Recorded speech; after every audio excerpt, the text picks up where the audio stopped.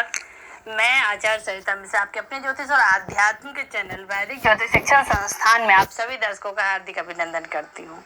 आज मैं सबसे पहले आप सभी को गंगा दशहरा की ढेर सारी शुभकामना मेरी तरफ से।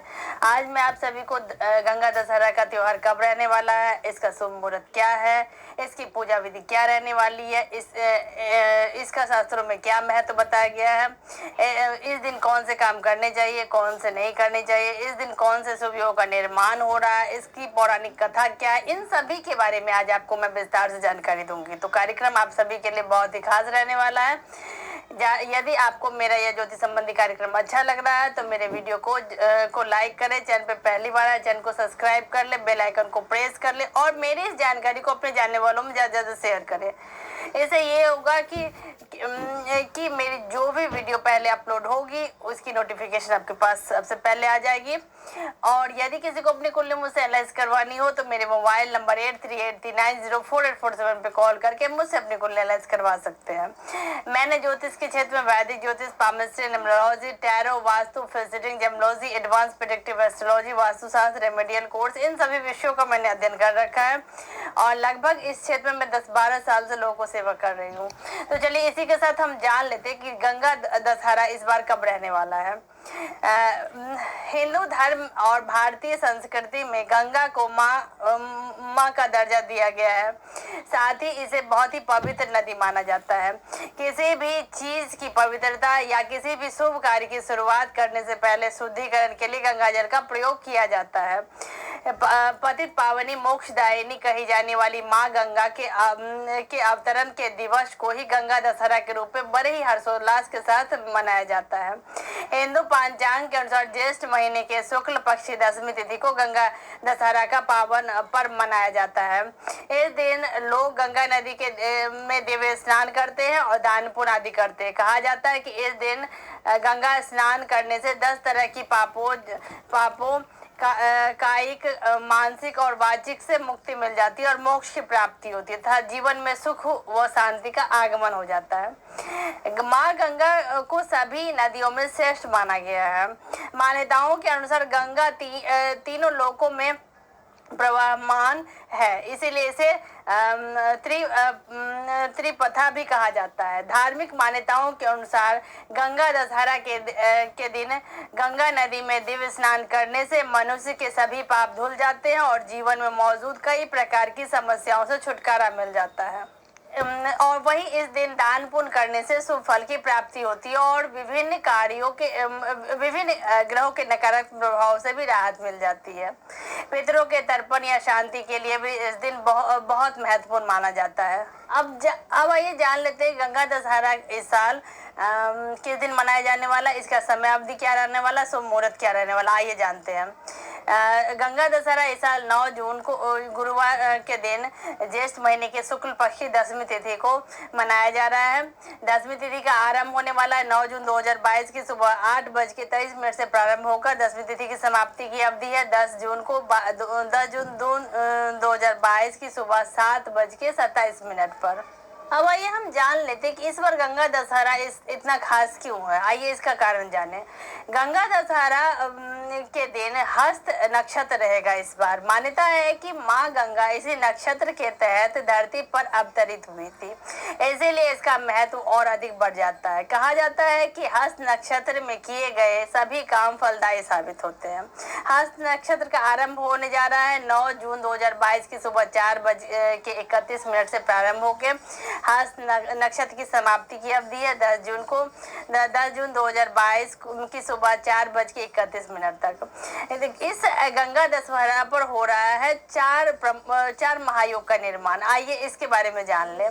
गंगा दशहरा के दिन वृषभ राशि में सूर्य और बुध मिलकर बुध आदित्य योग का निर्माण करने जा रहे हैं। साथ ही इस दिन रवि योग, व्यतिपात योग और गज केसरी नाम का राजयोग का निर्माण भी हो रहा है। बुध आदित्य योग का निर्माण भी इस दिन हो रहा है। इस योग से धन, वैभव और मान सम्मान की प्राप्ति होती है। साथ ही यह जातक को अति भाग्यशाली बनाता है। जिन जातकों की कुंडली में बुध आदित्य योग का बनता है उसे अपने सभी कार्य सफलतापूर्वक संपन्न हो जाते हैं।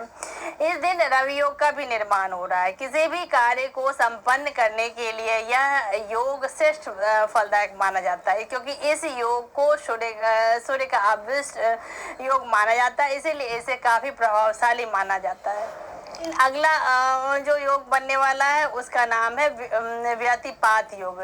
आइए जानते हैं इसके बारे में। मान्यता है कि इस योग में प्राणायाम, जप, पाठ और मंत्र का उच्चारण करने से मनुष्य के ऊपर हमेशा भगवान की कृपा बनी रहती है। साथ ही मनोवांछित फल की प्राप्ति भी होती है। गज केसरी योग, इस योग गुरु और चंद्रमा के विशेष योग से बनने वाले इस योग से जातक को धन और बल की प्राप्ति होती है। तो इस गंगा दशहरा पर ये 4 महायोग का निर्माण हो रहा है, इसीलिए इसको बहुत ही खास माना जा रहा है इस बार। अब आइए हम जान लेते हैं कि गंगा दशहरा की पूजा विधि क्या रहने वाली। आइए जान लेते हुए हैं।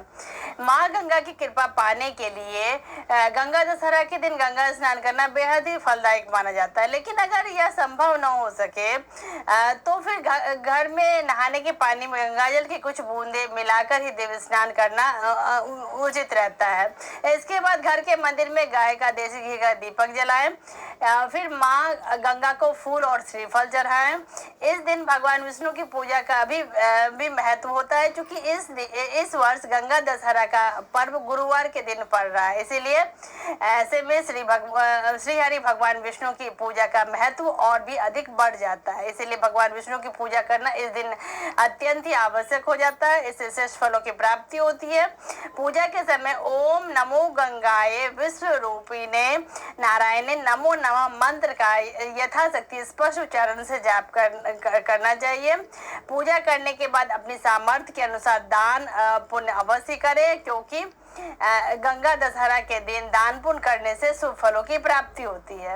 अब हम जान लेते गंगा स्नान करते समय कौन से काम नहीं करने चाहिए। आइए जान लेते हैं। गंगा स्नान करते समय माँ गंगा को केवल प्रणाम करना चाहिए। शरीर के मैल इत्यादि गंगा में ना छुड़ाए और न ही कपड़े धोए। गंगा में डुबकी लगाने के बाद शरीर को कभी भी नहीं पोंछना चाहिए। शरीर को अपने आप ही सूखने दे। अब इसके बाद कपड़े पहन ले। सूतक के समय गंगा का स्नान किया जा सकता है, लेकिन अपवित्र स्थिति में महिलाओं को गंगा स्नान नहीं करना चाहिए। नदी में किसी भी प्रकार की गंदगी, कचरा आदि को नहीं डालना चाहिए। इसे माँ गंगा का अनादर माना जाता है। अब हम जान लेते हैं कि गंगा दशहरा के दिन अंक 10 का क्या विशेष महत्व होता है। इसके बारे में थोड़ा सा जान लेते हैं। गंगा दशहरा के दिन पूजा और दान में 10 के अंक का विशेष महत्व होता है। इसलिए इस दिन 10 फूल, 10 दीप, 10 फल, 10 अगरबत्ती, 10 धूप, 10 मिठाई, यानी कि हर चीज 10 की संख्या में रखी जाती है। इस प्रकार गंगा स्नान और पूजा पाठ करने के बाद दान पुण्य के समय 10 की संख्या में दान करना विशेष फलदायक रहता है। जैसे कि 10 कपड़े, 10 कलश, 10 खाने की सामग्री इत्यादि। यही कारण है कि गंगा दशहरा के पावन अवसर पर सभी जातक को गंगा में 10 डुबकी लगानी चाहिए। इस दिन 10 चीज जैसे कि जल, अन्न, फल, वस्त्र, पूजन सामग्री, सुहाग सामग्री, घी, नमक, तेल, चीनी, शक्कर, स्वर्ण दान आदि करना बहुत ही शुभ माना जाता है। अब हम जानेंगे कि गंगा दशहरा से जुड़ी पौराणिक कथा क्या है शास्त्रों में। आइए जान ले थोड़ा सा। पौराणिक कथा के अनुसार प्राचीन काल में अयोध्या नगरी में राजा भागीरथ हुआ करते थे, जिन्हें मर्यादा पुरुषोत्तम भगवान श्री राम का पूर्वज भी माना जाता है। राजा भागीरथ को अपने पूर्वजों की मुक्ति के लिए गंगाजल में उनका तर्पण करने की आवश्यकता थी। उस समय गंगा केवल स्वर्ग लोक तक ही सीमित थे। भागीरथ के पिता एवं उनके दादा ने गंगा को धरती पर लाने के लिए कई सालों तक घोर तपस्या की, लेकिन सफल नहीं हुए। फिर राजा भागीरथ ने हिमालय जाकर कठोर तपस्या की। राजा भागीरथ की कड़ी तपस्या से माँ गंगा प्रसन्न हुई और धरती पर आने के लिए तैयार हो गई। लेकिन उस समय बड़ी समस्या यह थी कि गंगा का वेग इतना ज्यादा था कि धरती में तबाही आ सकती थी और गंगा को नियंत्रित करने की शक्ति सिर्फ महादेव यानी कि भगवान भोलेनाथ के पास ही थी। भागीरथ को जब यह बात पता चला तो उन्होंने भगवान शिव की तपस्या करनी शुरू कर दी। तपस्या के दौरान वे लगभग 1 वर्ष तक एक पैर के अंगूठे पर खड़े होकर बिना कुछ खाए पिए महादेव की आराधना करते रहे, जिससे भगवान शिव बहुत प्रसन्न हुए और गंगा को धरती पर लाने का आग्रह स्वीकार कर लिया। इसके बाद ब्रह्मा जी ने अपने कमंडल से गंगा की धारा प्रवाहित की और महादेव ने उस धारा को अपनी जटाओं में समेट लिया। गंगा शिव की जटाओं में लगभग 32 दिनों तक विचरण करती रही। ज्येष्ठ मास के शुक्ल पक्ष की 10वीं तिथि को महादेव ने अपनी एक जटा से गंगा को धरती पर अवतरित किया। भागीरथ ने हिमालय के पर्वतों के बीच से गंगा नदी के लिए पथ का निर्माण किया। इसके बाद राजा भागीरथ ने अपने पूर्वजों का गंगाजल से तर्पण कर उन्हें मुक्ति दिलाई। तो इसी के साथ ईश्वर का आशीर्वाद हम सभी के ऊपर बना रहे। आप सभी ऐसे ही मेरे वीडियो को देखते रहे, लाइक शेयर और सब्सक्राइब भी करते रहे। साथ के साथ मैं आपको ऐसे ही समय से नॉलेजेबल वीडियो आपके लिए लाती रहूंगी। धन्यवाद।